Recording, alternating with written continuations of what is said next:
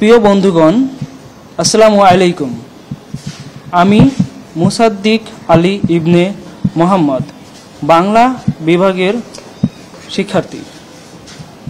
আসন্ন ডাকসু নির্বাচনে সাহিত্য ও সাংস্কৃতিক সম্পাদক পদে নির্বাচন করছি।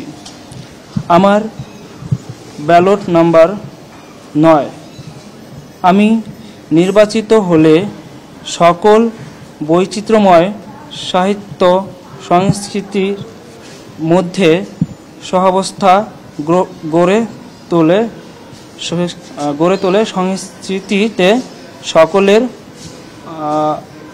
অংশীদারিত্ব সৃষ্টি করতে চাই। আপনাদেরকে সাহিত্য চর্চা যুক্ত করতে অডিও ও ব্রেইলে সাহিত্য চর্চার সুযোগ সৃষ্টি করতে চাই। আমি আপনাদের ভোট, দোয়া ও সমর্থন প্রত্যাশা করছি। Thank you.